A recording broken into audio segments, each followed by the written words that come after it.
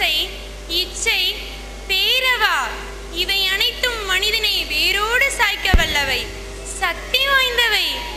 ஆசை யாரை விடும்? அது அனைவரின் மனதிலும் வேரை விடும். விண்ணையும் மண்ணையும் ஆண்டவர் உண்டு, ஆனால் ஆசையை வென்றவர் அண்டத்தில் இல்லை.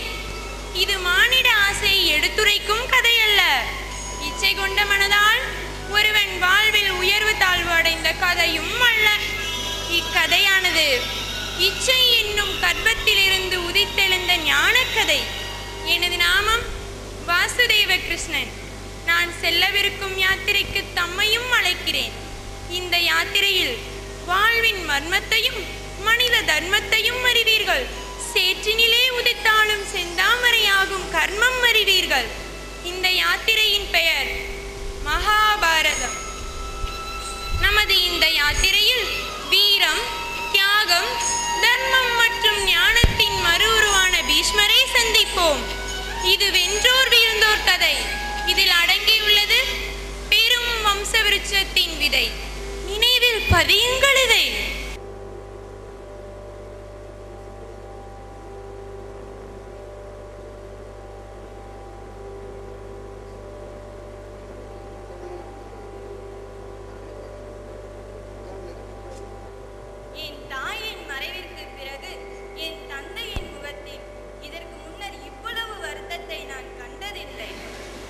தந்தையின் தேர்ப்பாளர் வரட்டும், கேட்டு தெரிந்து கொள்கிறேன்.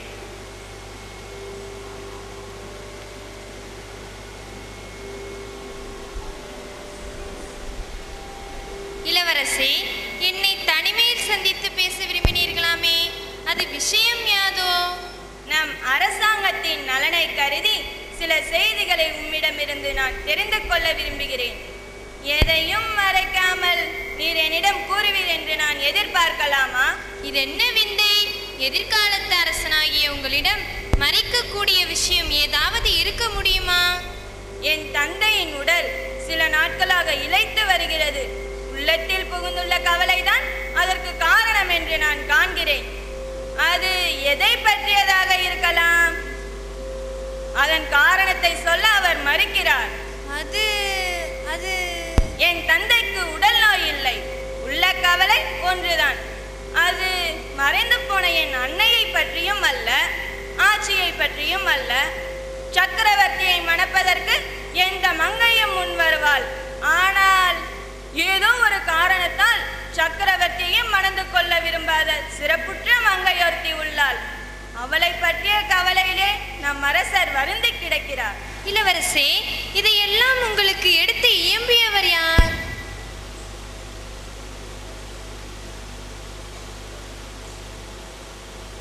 தாம் விரும்பியதை அரசர் பெறாவிடில் அவர் வெகு நாட்கள் வாழ மாட்டார்.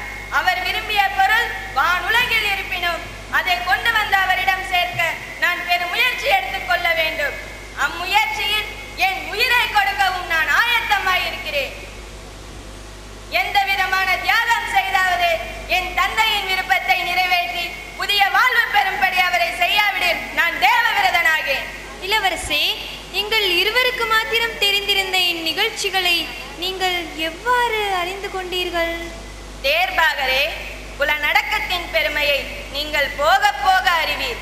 அகக்கருவி, புறக்கருவி ஆகிய இரண்டையும் ஒருவன் அறவே அடக்கிவிட்டால் பிறகு அவனுக்கு ஆகாத காரியம் ஒன்றும் இல்லை. கண்ணாடி பெட்டிக்குள் இருக்கும் பொருட்களை நாம் காண்பது போன்று புலநடக்கம் பழகியவன் பிறரது உள்ளத்தில் உள்ள எண்ணங்களை எளிதில் கண்டு கொள்ள முடியும். சரி, இப்பொழுது தாங்கள் உடனடியாக என்னை அம்மங்கையிடம் அழைத்துச் செல்லுங்கள். அப்படியே ஆகட்டும் இளவரசே.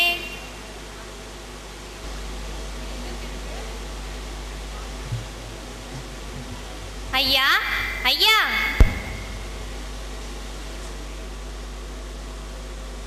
வாருங்கள் வாருங்கள் இளவரசே.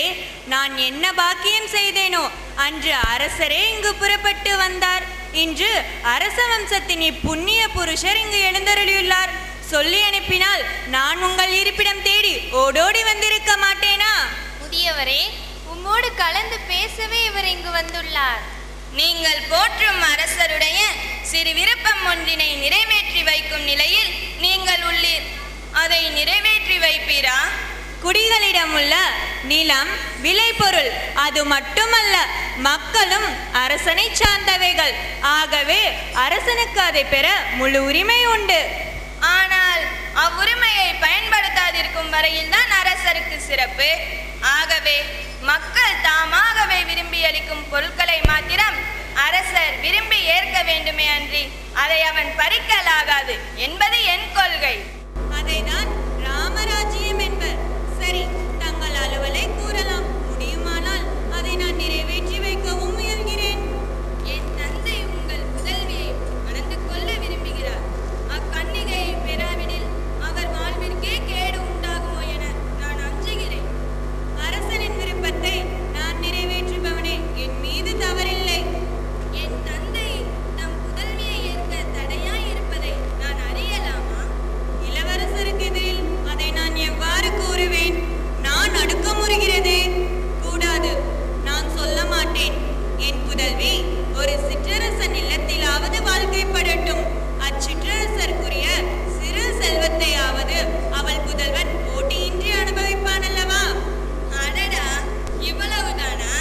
உங்கள் குமாரியின் புதல்வன் அரசனாக வேண்டும் என்கிறீர்கள், அவ்வளவுதானே?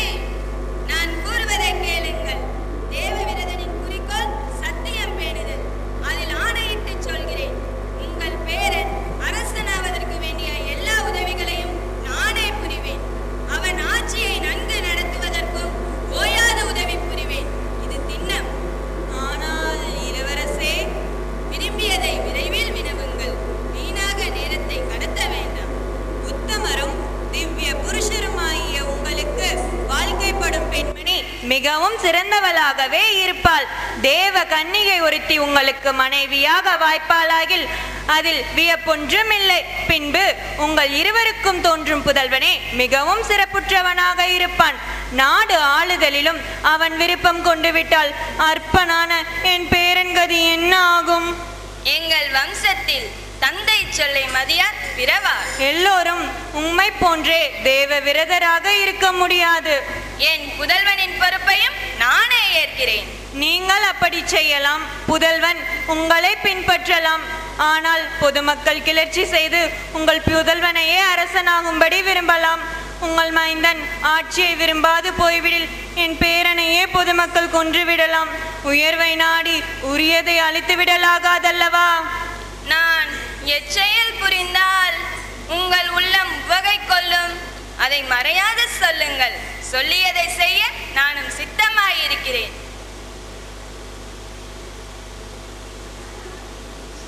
எனக்கு புதல்வனே பிறவாதிருக்க செய்து விடுகிறேன். விண்ணவரும் மன்னவரும் அறிய கங்கையின் மைந்தனான தேவவிரதன் தமக்கு ஒரு வாக்கு அளிக்கிறான். பூமி மனமற்று போகலாம். ரசம் எனும் இயல்பை நீரானது இழந்து விடலாம். தனக்குரிய ஒளியை நெருப்பு இழந்து விடலாம். ஊறு எனும் உணர்வை காற்று இழந்து விடலாம். தனது தன்மாத்திரையாகிய ஒளியை ஆகாயம் இழந்து விடலாம். இப்படி ஐம்பூதங்கள் தத்தம் தன் இயல்புகளில் இருந்து பிறந்து போனாலும் போய்விடலாம். ஆனால் தேவவிரதன் மட்டும் தான் ஆணையிட்டதை மாற்ற மாட்டான். இளவரசே, என்ன செய்து விட்டீர்? எண்ணி பாராத விதம் ஆணையிட்டு விட்டீரே. இளவரசே, ஏன் எண்ணிப்பனாது இத்தகைய கடினமான விரதத்தை ஏற்றுக்கொண்டீர்? இவ்விரதத்தை நின்று வலுவினால் உம் கதி என்ன ஆவது? இவ்விரதத்தை நீ நிறைவேற்றி வைத்தால் குரு வம்சத்துக்கே முடிவு வந்து விடுமே. இருதலை கொல்லி எறும்பு போன்று வீணாக சங்கடத்தை வருவித்துக் கொண்டீரே. எண்ணியதை எண்ணியாங்கு நிறைவேற்றுபவன் வீரன். மனிதனால் சாதிக்க முடியாதது யாது உளது? என் தந்தையின் உள்ளம் குளிர்ந்திருப்பதை நான் நேரில் காண வேண்டும். அவர் முகத்தில் புன்முறுவல் பொழிவதையும் நான் நேரில் காண வேண்டும். என் சிற்றன்னையை அலையுங்கள். அன்னையை காக்கும் பொறுப்பையும் அன்னையை பிதாவிடம் கொண்டு சேர்க்கும் பொறுப்பையும் மகன்தானே ஏற்க வேண்டும். மகனே என்று உன்னைத்தான் மொழிய வேண்டும். மாணிக்கமே, உனக்கு நிகர் நீயே. தந்தையின் பொருட்டு நீ செய்துள்ள தியாகம் ஒப்பற்றது. என் மடமையை இப்போதுதான் நான் உணர்கிறேன்.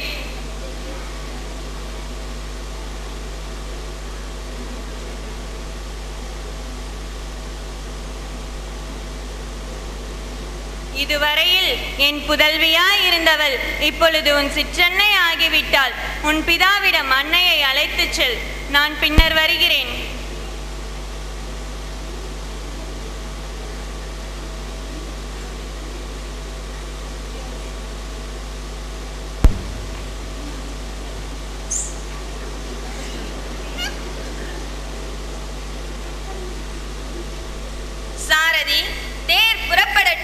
அன்னையை அழைத்து வருகிறேன். அப்பா, என் வணக்கத்தை ஏற்றுக்கொள்ளுங்கள்.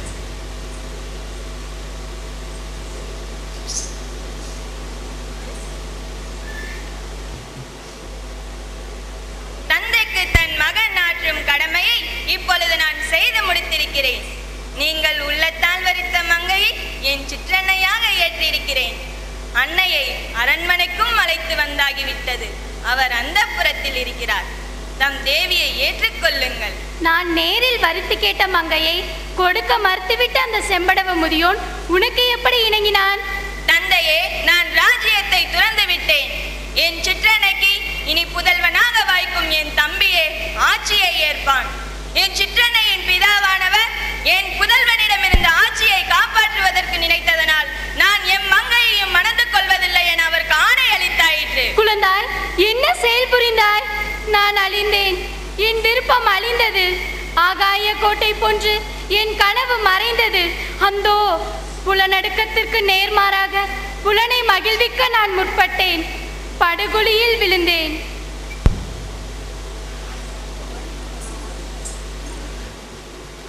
படகோட்டையின் புதல்வியிடமா எனக்கு நேசம் ஏற்பட வேண்டும்? அந்த அல்ப நேசத்தை முன்னிட்டு நீ ஏன் இவ்வளவு பெரிய பிரதிஞை புரிய துணிந்தாய்? பாரத இதிகாசத்திலேயே இதுவரையில் எவரும் புரிந்திராத ஆணையை, யாரும் எண்ணி பார்ப்பதற்கே நடுங்கக்கூடிய பீஷ்மனான ஆணையை செய்த நீ பீஷ்மனே ஆவாய். நீ பீஷ்மன், நீ பீஷ்மன். அரும் தந்தையே, என்னை புகழ்ந்தது போதும். அன்னையை ஏற்றுக்கொள்ள புறப்படுங்கள். மகனே, உன் பேச்சின் பொருள் எனக்கு விளங்கவில்லை. உன்னை முதியோன் என்றும் என்னை இளைஞன் என்றும் கருதினாயா? உன் மீது குறை கூறி யாது பயனுள்ளது? சிற்றின்பத்தில் பாய்ந்த என் சிற்றறிவை அல்லவா நான் நோக வேண்டும். மகனே, நீ துறவியாக இருக்க உன் தந்தையாகிய நான் சிறிதேனும் நாணமின்றி இம்முதுமையில் இல்வாழ்வில் ஈடுபட வேண்டும் என்று பார்க்கிறாயா? என் மடமைதான் என்னே.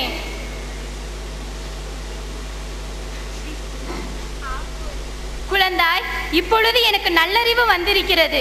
உன் சிற்றன்னையுடன் கானகத்துக்கு சென்று வானப்பிரஸ்த வாழ்வு வாழ்வேன், இது உறுதி. தந்தையே, முன்னமே ஆணை பிரிந்தவனுடைய ஆணையை மாற்றி அமைப்பதற்காக புதிய ஆணையிடுவது தகாது. சாஸ்திரங்களும் அதற்கு இடம் தருவதில்லை. என் ஆணையை நீங்கள் நிறைவேற்றியே ஆக வேண்டும்.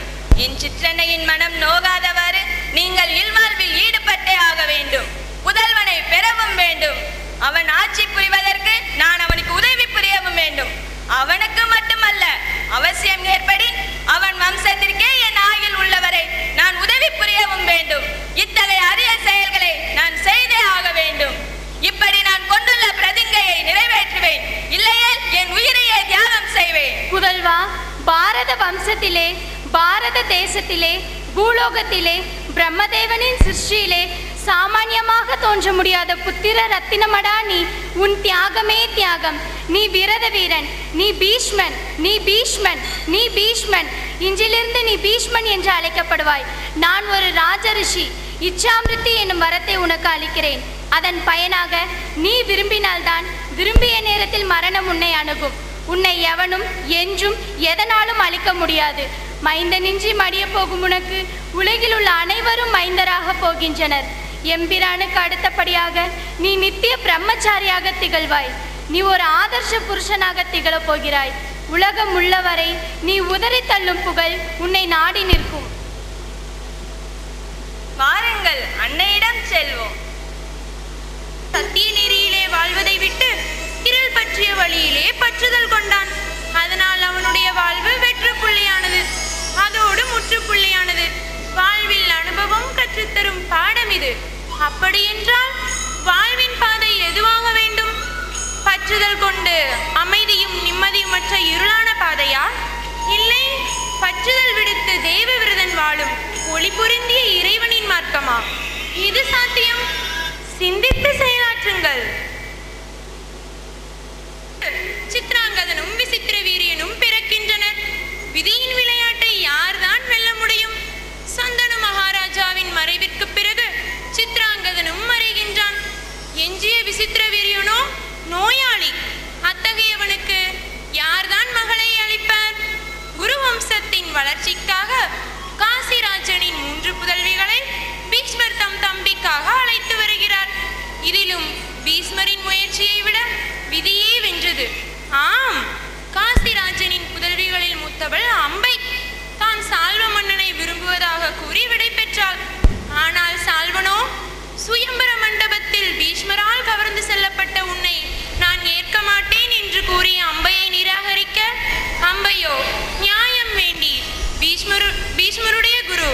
பரசுராமரை சரணடைகின்றாள்.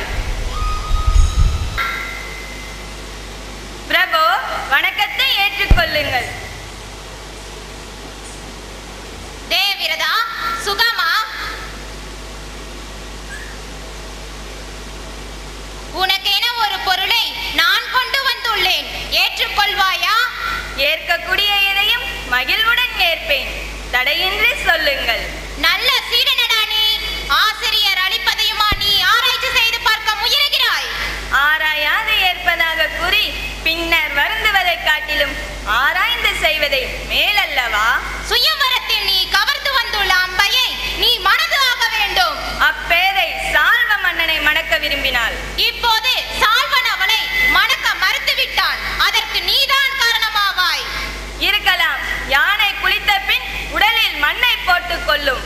அம்பையும் தனக்கு தானே கேடதனை தேடிக்கொண்டாள். என் தம்பி அவளை மணக்க மறுத்தது முறையே.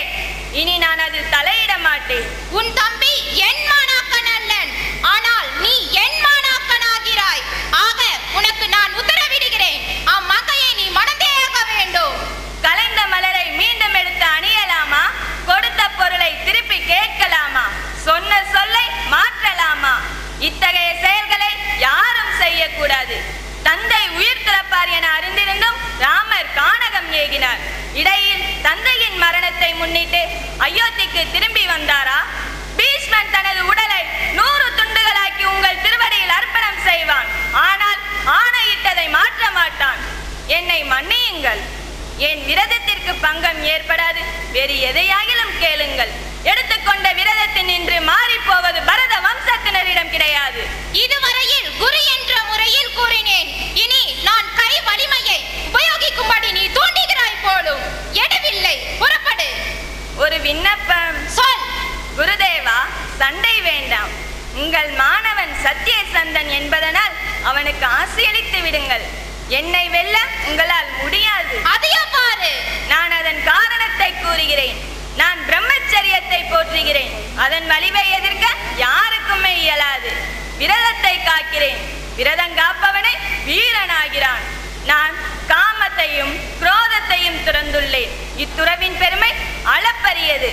ஆனால் நீங்கள் சீனம், மதம், ஹிம்சை ஆகிய சிறுமைக்கு உங்கள் உள்ளத்தில் இடம் கொடுத்துள்ளீர். உங்கள் சத்திய விரதமோ கோபத்தில் மூழ்கி கிடக்கிறது. என் சத்திய விரதமோ தூய்மையிலும் தியாகத்திலும் ஊறி ஒளிந்து கொண்டிருக்கிறது. முதியவரும் பிராமணருமாக தாம் இருப்பினும் தம்மிடத்தில் பதட்டம் காணப்படுகிறது. நான் இளையவனும் சத்திரியனாயினும் இருக்கிறேன். எனினும் என்னிடத்தில் அமைதியும் பொறுமையும் காணப்படுகிறது. பொறுமை பதட்டத்தை வென்றுவிடும், அமைதி ஆரவாரத்தை வென்றுவிடும். என்ன விந்தை! சத்திரியன் எனினும் செந்தன்மையில் அறநெறியிலே இவன் அந்தரனுக்கு மேலே போய்விட்டான். மெய்ப்பொருள் விளக்கத்திலே இவன் உச்சநிலையை எட்டிவிட்டான். மேலும் நான் கூறுவதை கேளுங்கள். கங்காதேவி என் அன்னை ஆவாள். யாரும் என்னை தோற்கடிக்க முடியாது என்னும் வரத்தை எனக்கு அருளியுள்ளார். சந்தன மன்னன் என் தந்தை ஆவார். நான் இச்சாமிருத்யு, அதாவது நான் அனுமதித்தால் அன்றி சாவு என்னை அணுக முடியாது என்னும் வரத்தை எனக்கு அருளியுள்ளார். பரசுராமர் என் குருதேவர் ஆவார். தமக்குரிய யாவையும் எனக்கும் அளித்துள்ளார். வெற்றி எனக்கே உரியது என்று முன்கூட்டியே நான் காண்கிறேன். ஆயினும் அவ்வெற்றியில் எனக்கு பற்றுதலும் இல்லை, அதை முன்னிட்டு இருமாப்பும் இல்லை. குருதேவா, உங்கள் மாணவன் உங்களை வணங்குகிறான். போரில் எனக்கு வெற்றியை அளியுங்கள். பீஷ்மா, நீயே தலைமானாக்கன். பூரணமான ஆசிகளை உன் மீது சொருகிறேன். நான் சங்கல்பித்தபடி நமக்கிடையில் போர் நடக்கட்டும். ஒன்று உறுதி, நீயே வெற்றி பெறுவாய். போராட்டம். அம்பையின் மனதில் தோன்றிய ஆசைகள் நிறைவேறவில்லை என்பதால் அவள் இதயம் அது எப்போது கிடைக்கும் என்று போராடியது. கனவு என்று நினைவாகும் என்று அவள் மனம் சதுராடத் துவங்கியது. எனினும் வாழ்வானது எதிர்காலத்திற்கும் உரியதல்ல, இறந்த காலத்திற்கும் சொந்தமல்ல. வாழ்வானது வாழும் நேரத்திற்கே சொந்தம். அதாவது நிகழ்காலத்தின் அனுபவம் தான் வாழ்வின் அனுபவம். மனித இனம் இதை அறிந்திருந்தும் சத்தியத்தை ஏற்க மனம் மறுக்கிறது. ஒன்று முடிந்தவை பற்றி எண்ணி மனிதன் மனம் நோகிறான். இல்லை, இனி நடக்கவிருக்கும் எதிர்காலம் குறித்து எண்ணி மனம் வைகிறான். இறுதியில் வாழ்வை துளைக்கிறான். ஒன்றை உணர்ந்தால் நன்மை விளையும். நடக்கவிருப்பதை கணிக்க இயலாது, நடக்க போவதை உருவாக்கவும் முடியாது. நடப்பது அனைத்தும் இனிமையானவை என்று மகிழ்ச்சி கொண்ட மனதோடு வாழ்ந்து வரும் காலத்தை எதிர்கொள்ளலாம். நிகழ்வது முன்னரே நமக்கு தெரிந்தால் பின் வாழ்வில் சுவாரஸ்யம் ஏது?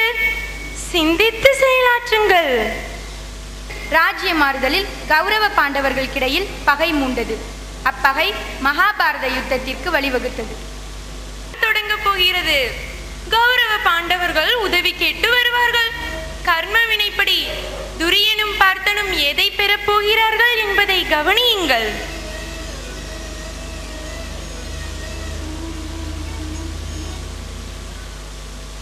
வெற்றி உண்டாகட்டும். பிரபு, இளவரசர் துரியோதனர் தங்களை காண வந்திருக்கின்றார். அப்படியா? அந்த ஆசனத்தை எடுத்து இங்கு வை.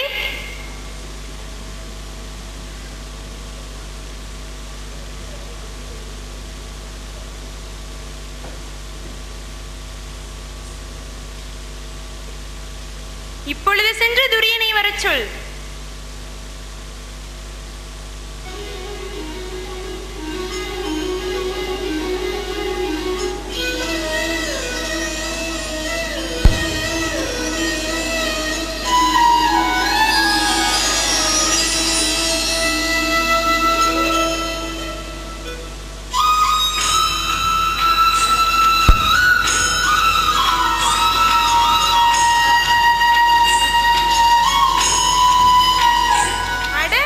அர்ஜுனா, வணங்குகிறேன் மாதவா.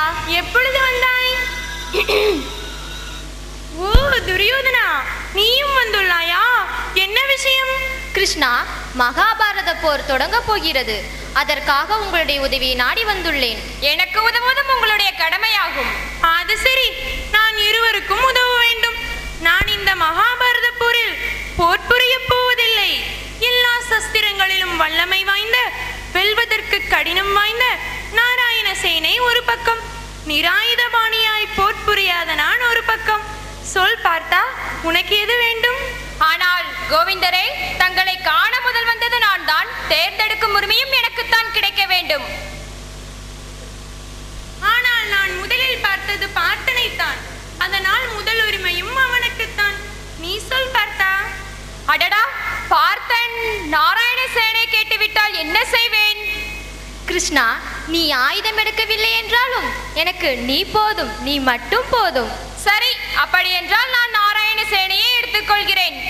சென்று வருகிறேன். இருப்பவர்கள் என்பதை நான் நன்கு அறிவேன். அதற்கிடையில் பெற்றோர்களுக்கு நான் ஒரு வாக்குத்தத்தம் செய்திருக்கிறேன். எந்த நெருக்கடியிலும் நமது சந்ததியில் வந்துள்ளவர்களை பாதுகாக்க இசைந்துள்ளேன்.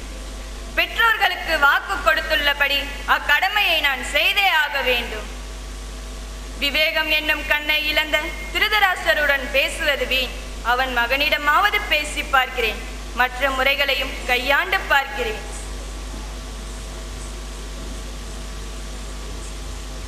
பிதாமகரே, தாங்கள் யுத்தத்தை துவக்குவதற்கு முன்பு தங்களிடம் ஒரு சிறு விண்ணப்பம் செய்து கொள்கிறேன். படைபலத்தையும் மானுடர் சகாயத்தையும் ஒரு அரசாங்கம் எவ்வளவு தூரம் பெற முடியுமோ அவ்வளவு தூரம் நான் பெற்றாய்விட்டது. இனி தாங்கள் மட்டும் எனக்காக வென்று முழு மனதோடு போர் புரிவீர்களாயின் வெற்றி என்னுடையதே, இது சிறிதேனும் சந்தேகமில்லை. குழந்தாய், இப்பொழுது நீ எடுத்து இயம்பியதிலிருந்து எவ்வளவு தூரம் உண்மை இருக்கிறது என்பதை நான் உனக்கு எடுத்து காட்டியாக வேண்டும். பெற வேண்டிய மானுட சகாயத்தை எல்லாம் பெற்றுவிட்டாய் என பெருமை எடுத்துக் கொள்கிறாய். ஆனால் நீ இன்னும் அந்த கிருஷ்ணருடைய சகாயத்தை பெறவில்லையே, மறந்து விட்டாயா? கிருஷ்ணனிடத்திலிருந்தும் நான் வேண்டியதை பெற்றாய்விட்டது.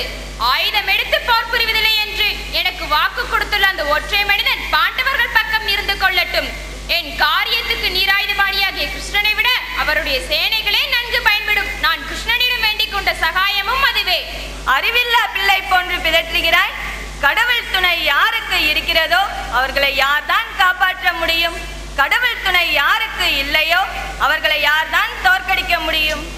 அந்த கிருஷ்ணனுக்கு நிகராக தாங்கள் என் பக்கத்தில் இருக்கிறீர்கள். இனி படைபலத்திலோ என் பக்கம் பாண்டவர் பக்கத்தை விட பன்மடங்கு பெரியது. ஆதலால் தாங்கள் எனக்காக வென்று முழு மனதோடு போர் புரிந்தால் நான் வெற்றி பெறுவது திண்ணம். அடே பையா, நான் சொன்ன சொல் மாற மாட்டேன். உனக்காக வென்றே முழு மனதோடு போர் புரியப் போகிறேன். ஆயுதம் எடுப்பதில்லை என்று வாக்கு கொடுத்திருந்த அந்த கிருஷ்ணரையே ஆயுதம் எடுக்கும்படி செய்வேன். அறநெறியையும் இறைவனுடைய அருளையும் அமைய பெற்றவர்கள் வாழ்வில் வெற்றி பெறுவார்களா, அல்லது அறநெறியையும் இறைவனுடைய அருளையும் புறக்கணித்து விட்டு பேராசையினால் தூண்ட பெற்று பெருமுயற்சி எடுத்துக்கொள்கிறவர்கள் வாழ்வில் வெற்றி பெறுவார்களா என்பது விரைவில் நிரூபிக்கப்படும். உங்கள் வலிமையை நீங்கள் அறிந்திருப்பதை விட அதிகமாக நான் அறிந்துள்ளேன். இனி வெற்றி தோல்வி என்பதை பற்றிய கவலை எனக்கில்லை. நமஸ்காரம், சென்று வருகிறேன். ஆயுதம் எடுக்க மாட்டேன் என்று சபதம் எடுத்த இந்த வாசுதேவ கிருஷ்ணனையே ஆயுதம் எடுக்க வைக்கும் அளவிற்கு பீஷ்மர் தமது ஆற்றல் முழுவதையும் பயன்படுத்தி கடும் யுத்தம் புரிகிறார். பீஷ்மரை எதிர்கொள்ள இயலாது திகைத்த பாண்டவர்கள் இறுதியில் பீஷ்மருடைய உதவியையே நாடிச் செல்கின்றனர்.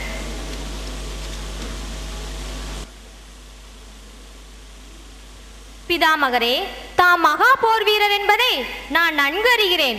தாம் விரத வீரர் என்பதையும் நான் நன்கு அறிவேன். தாங்கள் பெற்றுள்ள வீரம், வரம், ஆற்றல் அனைத்தையும் துரியோதனனுக்காக கொடுத்திருக்கிறீர்கள். நீங்கள் எடுத்துள்ள சத்திய விரதத்தையும் துரியோதனனுக்கு கொடுத்து விட்டீர்களா? வீரச்சிறுவா, இல்லை, நான் சத்தியத்தை தியாகம் செய்யவில்லை. என்றைக்கு நான் சத்தியத்தை தியாகம் செய்கிறேனோ அன்றைக்கு நான் பெற்றுள்ள வரங்களும் படைத்துள்ள ஆற்றல்களும் என்னிடமிருந்து பறந்தோடிவிடும். அப்படியானால் நீங்கள் சத்திய விரத வீரராகவே இருந்து வருகிறீர்கள். என்னிடம் சத்தியம் பேசுவீர்களா? அர்ஜுனா, அதை பற்றி நீ ஏன் சந்தேகம் கொள்ள வேண்டும்? சரி, உங்களை வெல்லுவதற்கு ஏதேனும் உபாயம் உண்டா? சத்தியம் சொல்கிறேன், என்னை வெல்லுவதற்கு உபாயம் உண்டு. அந்த உபாயத்தை நீங்கள் கொண்டுள்ள சத்தியவிரதப்படி மறைக்காது மழுப்பாது இப்பொழுது எனக்கு சொல்ல வேண்டும். வீரா, நீ கேட்பது உனக்கு மிக பெரியதாக இருக்கலாம், அது எனக்கு மிக அற்பமானது. இதோ சொல்லிவிடுகிறேன், கேள். பெண்ணொருத்தி அல்லது அலி ஒருவன் என்னை எதிர்த்து போர் புரிந்தால் நான் ஆயுதத்தை கீழே வைத்து விடுவேன். அப்படி அல்லாது நான் ஆயுதம் எடுத்து போர் புரிந்தால் நான் பெற்றுள்ள ஆற்றலும் படைத்துள்ள வரங்களும் என்னிடம் மறைந்து போம். இதுதான் என்னை பற்றிய மர்மமாகும். பிதாமகரே, உங்கள் சத்திய விரதத்தை மெச்சுகிறேன். உங்களுக்கு நன்றி. இனி போரை தொடர்ந்து நடத்துங்கள். அண்ணா, இனி நீங்கள் செய்ய வேண்டிய சூழ்ச்சியை இப்பொழுதே கையாளுங்கள். நான் போரை தொடர்ந்து நடத்துகிறேன். மட்டும் அவன் மன எண்ணம் நிறைவேறுமா? நிச்சயம் இயலாது. முயற்சி வேண்டும். மலையின் சிகரத்தை அடைய முயற்சிக்கையில் தடைகள் உருவாகலாம். உருவாகும் தடைகளை உடைத்தெறிய தன் சக்தியையும் யுக்தியையும் பயன்படுத்தி சிகரத்தை அடைய வேண்டும். இவ்வுலகில் பிறந்த ஒவ்வொருவரும் அவரவர் கர்ம வினைப்படி எதிர்காலத்தை வரவேற்று எதிர்கொள்கின்றனர். இவ்வாறு பீஷ்மர் தன் இறுதி காலத்தை மகிழ்ச்சியோடு ஏற்று எவ்வாறு எதிர்காலத்தில் சரித்திரம் படைத்தார் என்பதை பார்ப்போம் வாருங்கள்.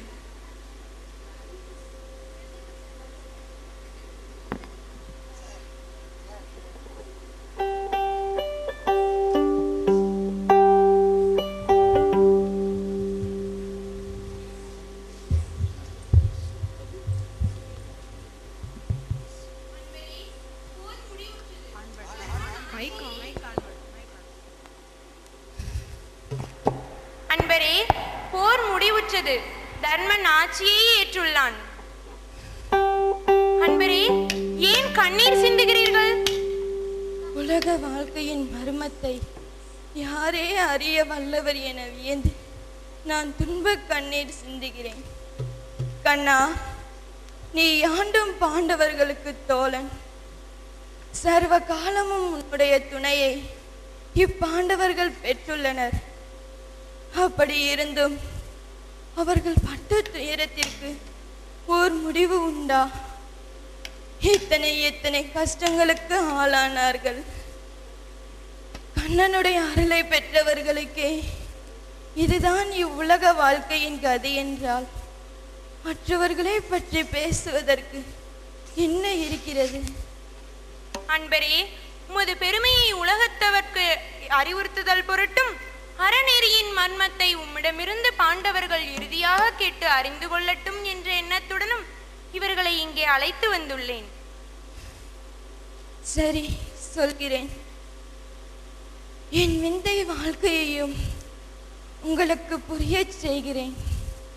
தர்மா, நீ அறிந்து கொள்ள விரும்புவதை வினவுவாயாக.